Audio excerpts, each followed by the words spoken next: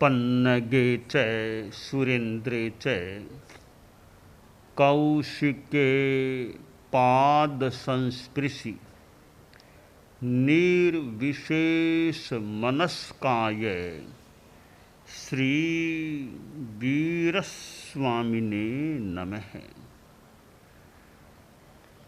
आरहत वाङ्मय में कहा गया है, सज्जाय सज्जान रयस्सताइणो अपाव भावस्य तवे रयस्य विशुद्धई जंसि मलं पुरे कड़म समीरियम रूपमलंग जो इणो। अध्यात्म साधना में अनेक प्रयोग निर्दिष्ट हैं। स्वाध्याय भी एक उपक्रम है, साधन है। कर्म निर्जरा का एक माध्यम है। तो ध्यान भी एक साधना का प्रयोग होता है। तप में रत रहना, अपाप भाव में रहना, ये सब उपाय हैं आत्मा को निर्मल बनाने के लिए। ध्यान भी एक उपाय है अध्यात्म की साधना में आगे बढ़ने का और आत्मशोधन करने का। ध्यान वैसे आज प्रसिद्ध भी हुआ है, योग ध्यान, अनेक ध्यान पद्धतियाँ अनेक नामों से, अलग अलग नामों से आज दुनिया में प्रचलित हैं। विदेश में भी ध्यान की बात मिल सकती है तो भारत यानी देश में भी ध्यान की बात। और अंतर्राष्ट्रीय योग दिवस भी आयोजित होता है। तो योग का व्यापकत्व हुआ है।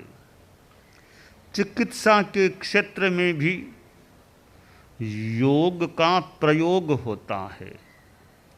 फिजियोथेरापिस्ट होते हैं, एक्सरसाइज, और घुटने में दर्द है तो ये एक्सरसाइज कर लो, और गले के ये कर लो।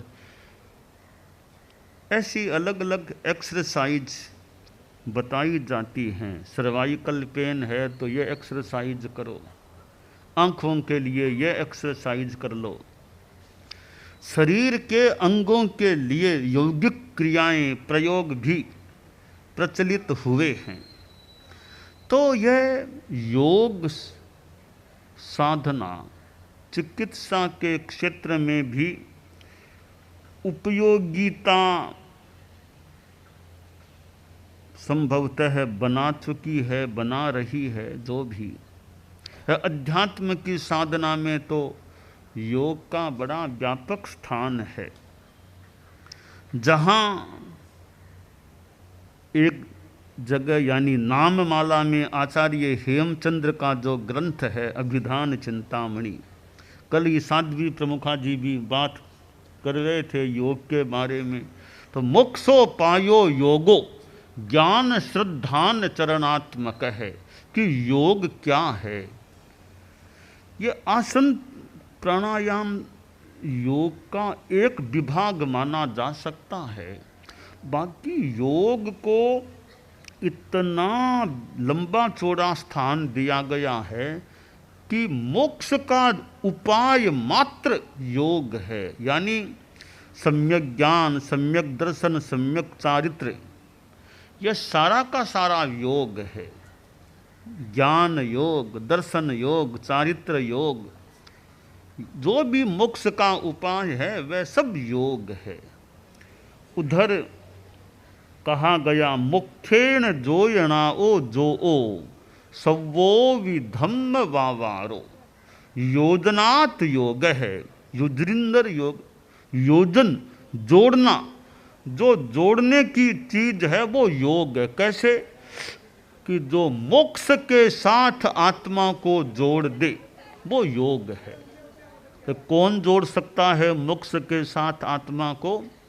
कि सब्बो भी धम्म वावारो, धर्म व्यापार, धर्म की सारी प्रवृत्ति, धर्म की सारी क्रियाएं, धर्म का सारा कार्य वह योग है, क्योंकि वह मोक्ष से जोड़ने वाला होता है। जैन तत्व विद्या में योग की एक अलग तात्विक परिभाषा भी है। काय वांग मनो व्यापारो योग है। शरीर वचन और मन की प्रवृत्ति योग है। यह योग धर्म योग से वैसे अलग चीज है। वो तो बोलना भी योग है, सोचना भी योग है, स्मृति करना भी योग है, शरीर की क्रियाएं भी योग है। वो योग अलग है, धर्म वाला योग अलग है। मन वचन काय की प्रवृत्ति को योग जहाँ कहा जाए वहाँ मैं कहना चाहूँगा कि योग से अयोग की ओर आगे बढ़ना होगा, तब मोक्ष मिलेगा। अयोग को साधे बिना मोक्ष की प्राप्ति नहीं हो सकेगी। मोक्ष से ठीक पहला पड़ाव वो अयोग अवस्था का है, 14वें गुणस्थान का है, अयोगी केवली गुणस्थान है। तो यूँ योग शब्द के दो तरह के अर्थ किए जा सकते हैं। काय वचन मन की प्रवृत्ति योग ये एक अलग चीज है। मोक्ष से जोड़ने वाला व्यापार योग ये थोड़ी अलग चीज हो जाती है। तो ध्यान एक अध्यात्म साधना का प्रयोग है, और ध्यान के लिए तो यहाँ तक कह दिया गया है, शीशम जहाँ शरीरस्य मूलम जहाँ दुमस्य सवस्य साहु धम्मस्य तहाँ ध्यानम विधीयते। जैसे शरीर में शीर्ष का जो स्थान है वह स्थान ध्यान का है। साधु धर्म में वृक्ष में मूल का जो महत्वपूर्ण स्थान है वह स्थान ध्यान का है सर्व साधु धर्म में। यानी ध्यान को बहुत ही ज़्यादा मानो महत्व इस श्लोक में प्रदान किया गया है। ध्यान की अनेक पद्धतियां चलती हैं, ठीक है, अलग अलग तरीके हो सकते हैं, अलग अलग घड़े हो सकते हैं, पद्धतियां भी अलग अलग हैं। जैसे संप्रदाय अलग अलग हैं, धर्म संप्रदाय अलग अलग हैं, वैसे ही मानो ध्यान पद्धतियां भी अलग अलग हो गई है। जो संप्रदाय की बात की, यह मेरा संप्रदाय, यह इनका संप्रदाय, यह इनका संप्रदाय, इसी तरह मानो ध्यान को भी, ध्यान भी यूँ बंट गया है, यह इनका ध्यान, यह इनकी ध्यान, इनकी ध्यान। जैसे संप्रदाय अलग अलग है वैसे ध्यान पद्धतियाँ भी अलग अलग जुड़ी हुई है। यह अमुक की ध्यान पद्धति है, अमुक की ध्यान पद्धति है, ठीक है।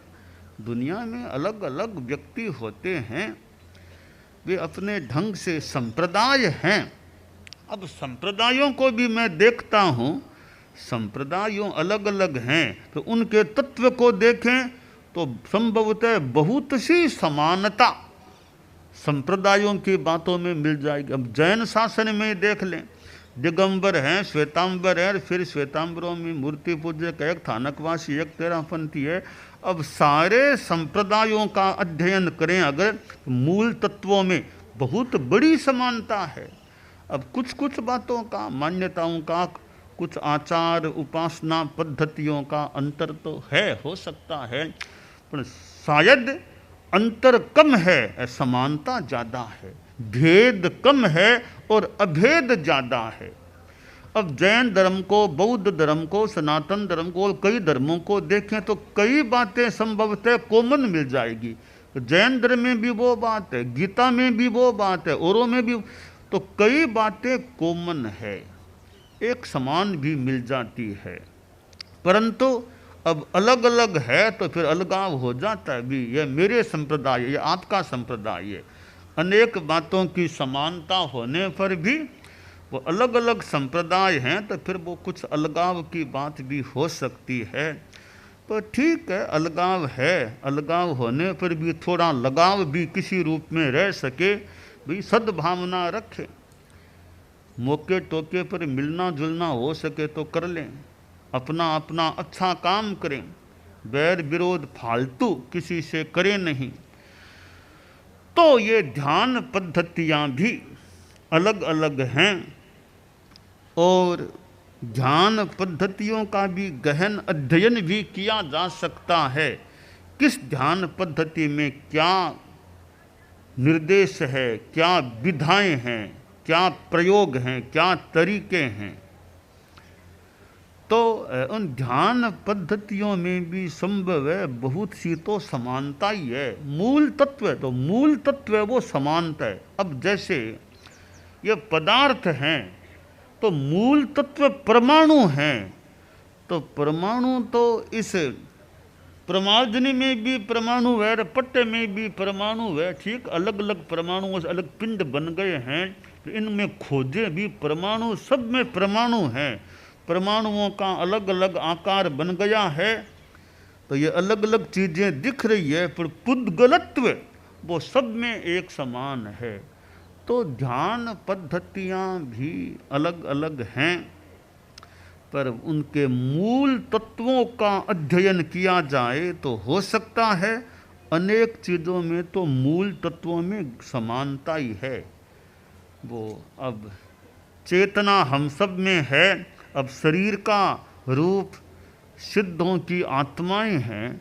अब आत्मा में क्या अंतर है? भगवान महावीर की आत्मा जिस प्रकार सर्व ज्ञान संपन्न है, उसी प्रकार मरुदेवा यानी भगवान ऋषभ की आत्मा को मान ली, एकदम वो भी समान ही है। तो आत्मा तो समान ही है। जब वो संसार में थे तो महावीर का आकार अलग हो सकता है, ऋषभ का आकार अलग, तो ऊपर के आकारों में अलगाव है, भिन्नता है। मूल चेतना जो है, चेतना में जो गुणवत्ता है, वो जो गुणवत्ता महावीर प्रभु की आत्मा में, वो ही गुणवत्ता ऋषभ भगवान की आत्मा में। तो मूल तत्वों में कई बार समानता होती है, ऊपर में थोड़ा अलगाव भी हो सकता है, भिन्नताएं हो सकती है। वेशभूषा की भिन्नता हो शरीर तो मोटा मोटी है, बस हाड़ मांस चाम सबके यही है, कपड़ों में अंतर है, कोई का कोई कपड़ा, कोई का कोई वेश है। तो खैर, मैं ध्यान की बात बता रहा था कि ध्यान की साधना हमारा भावक क्रिया का अभ्यास बढ़ जाए, अच्छा हो जाए, तो वो भी एक प्रकार की किसी अंश में ध्यान की साधना है। और रात को लेटना तो है ही, अब लेट गए, अब थोड़ा ध्यान का प्रयोग भी साथ में कर लें, कर सकें तो शरीर को स्थिर कर लें, कायोत्सर्ग की मुद्रा, श्वास को लंबा कर लें, साथ में कोई मंत्र जोड़ दें, नमो सिद्धाणम। जैसे श्वास लेते समय नमो, छोड़ते समय सिद्धाणम। अब लेटना तो हमें है ही है, लेटने में मान लो कुछ घंटे लगाने ही हैं, वो तो लगने ही लगने हैं, मान लिया। अब उसके साथ ध्यान को भी जोड़ दें तो अलग से समय भी नहीं निकालना पड़ा, जो समय लेटने में लगना ही था उसी में जितनी देर नींद नहीं आएगी तब तक वो ध्यान भी थोड़ा हो जाए हमारे। तो यूँ हम बिना अलग से टाइम निकाले भी ध्यान का प्रयोग कर लें। अब कहीं मान लो प्रोग्राम में बैठना है, मान लें भी प्रोग्राम में तो बैठना ही है, तो शरीर को थोड़ा स्थिर कर लें, रीढ़ की हड्डी को सीधी कर लें, थोड़ा श्वास को लंबा कर लें। तो प्रोग्राम में तो बैठने में समय लगाना ही लगाना है, साथ में ध्यान का प्रयोग भी थोड़ा हो जाए तो हमारे समय की हमें अधिक निष्पत्ति प्राप्त हो सके। अब चलना है तो चलना तो है ही है, हमारे साधु साधियाँ विहार करते हैं, हम लोग मान लो तो भाई 14 किलोमीटर है, 13 किलोमीटर, 2 घंटा कितना ही टाइम तो लगना ही लगना है मान लो। अब 2-2.5 घंटा को हम उसके साथ कैसे ध्यान को जोड़ दें कि चलते समय बातें नहीं करना है, एक निरोध हो गया, बातें नहीं करना, बोलना नहीं अभी यथासंभव या विशेष अपेक्षा के बिना। अब ध्यान मेरा मान लो, मेरा किसी का भी चलने में है, भावक क्रिया का प्रयास है। तो अहिंसा भी है, इरिया समिति की सावधानता है, और बातें करना ने इधर उधर फालतू देखते देखते नहीं चलना। तो हमारा कितना संयम हो जाएगा। या फिर मन को एकाग्र रखने का अभ्यास रखें, चलते चलते कुछ अंशों में अच्छा ध्यान हो सकता है। चलना तो पड़ेगा, इतना तो अपवाद मान लो, चलना तो है। बाकी मन का यथासंभव निरोध करने का और वाणी का निरोध रखें, या शरीर का आवश्यक चलने आदि की क्रिया के सिवाय फालतू हलन चलन न करें, फालतू आंखों को इधर उधर ज़्यादा नहीं ले जाए। तो हमारा तो चलते चलते भी कुछ अंशों में ध्यान का प्रयोग हो सकता है। तो मेडिटेशन इन डेली लाइफ, मेडिटेशन इन डेली लाइफ, दैनंदिन जीवन के साथ हम ध्यान को कैसे जोड़ सकें। अब लेखन करना है, तो अभी मुझे 1 घंटा मान लो लेखन करना है, तो मेरा ध्यान अभी ज़्यादा मैं लेखन में लगाऊँ और कोई बातों में मन को मत लगाऊँ, तो वो लेखन के साथ मेरा कुछ ध्यान जुड़ सकेगा। इस प्रकार हम डेली लाइफ, दैनंदिन जीवन की प्रवृत्तियां हैं, उनके साथ कैसे ध्यान को जोड़ सकें। हमारे यहाँ प्रेक्षा ध्यान चलता है। परम पूज्य आचार्य श्री तुलसी के समय यह प्रेक्षा ध्यान नामकरण हुआ था। जयपुर में, मैं भूल न करूं तो ग्रीन हाउस में, वहाँ ग्रीन हाउस में सन 1975 में यह प्रेक्षा ध्यान नामकरण हुआ था। आचार्य श्री महाप्रज्ञ जी, जो उस समय मुनि श्री नथमल जी स्वामी टमकोर थे, उनका ध्यान में बड़ा एक अच्छा योगदान था। वे खुद उन्होंने प्रयोग लाडनों में और एकांत में, और तो यह प्रेक्षा ध्यान हमारे यहाँ चलता है। तो प्रेक्षा ध्यान में 5 जो सूत्र हैं, भावक क्रिया, प्रतिक्रिया, विरति, मैत्री, मिताहार, मित भाषण, इन 5 को हम जीवन के साथ जोड़ दें, जीवन शैली के अंग बना लें कि भावक क्रिया रखो, चलते बोलते खाते पीते सोते भावक क्रिया का प्रयास रखो। लिविंग एक्शन, भाव क्रिया, डेड एक्शन नहीं, लिविंग एक्शन हो। प्रतिक्रिया विरति, नो रिएक्शन, राग द्वेषमय प्रतिक्रिया नहीं। और मैत्री, Amity with friendliness with all living beings, सब प्राणियों के साथ मेरा मैत्री का भाव। और मिताहार, रिस्ट्रेंट इन फूड, भोजन में संयम, डाइट में संयम रहे। मित भाषण, कंट्रोल ओवर स्पीकिंग, बोलने में हमारा संयम रहे। तो कितनी अच्छी साधना है। ये 5 सूत्र हमारी जीवन पद्धति, जीवन शैली, लाइफ स्टाइल के साथ जुड़ जाए तो मानो किसी रूप में योग ध्यान हमारे जीवन का अंग, जीवन के साथ घुल मिल गया, ऐसी स्थिति बन सकती है। प्रेक्षा ध्यान साधना में कायोत्सर्ग एक बहुत अच्छा प्रयोग है, दीर्घ श्वास एक अच्छा प्रयोग है। तो कायोत्सर्ग थोड़ी देर का भी कर सकते हैं, लंबे टाइम का भी कर सकते हैं, लेट करके कर सकते हैं, बैठे भी कर सकते हैं, कोई खड़ा भी कर ले। तो कायोत्सर्ग एक अच्छा एक प्रयोग है प्रेक्षा ध्यान का। इधर लॉन्ग ब्रीथ या दीर्घ श्वास भी एक प्रयोग। और कितने प्रयोग हैं, चैतन्य केंद्र प्रेक्षा क्या और क्या, कितने प्रयोग, लेस्या ध्यान, अनुप्रेक्षा, समवृत्ति श्वास प्रेक्षा, ज्योति केंद्र, ऐसे कितने ही प्रयोग हैं। तो अनेक प्रयोगों से संयुक्त प्रेक्षा ध्यान पद्धति है। तो हम ध्यान का मैंने अनेक रूपों में कैसे हम जीवन शैली के साथ ध्यान को जोड़ सकते हैं, कैसे मेडिटेशन इन डेली लाइफ, ये हम सूत्र अगर स्वीकार हो जाए हमारे, मेडिटेशन इन डेली लाइफ, दैनंदिन जीवन में ध्यान कैसे जुड़ जाए, ये 5 सूत्र हैं भावक क्रिया आदि, ये हमारी जीवन शैली के साथ जुड़ जाएं। बाकी जितना अनुकूलता हो और ध्यान के प्रयोग करें। तो हम ध्यान जो एक अध्यात्म साधना का अंग है उसकी भी आराधना करने का प्रयास यथासंभवतया करें, यह काम्य है। दानान स्वेट्ठम अभयपयाणम सच्चे सुया अणवज्जं वयन्ति तवेषु या उत्तम बंभचेरम लोगुत्तमे समणेणाय पुत्ते।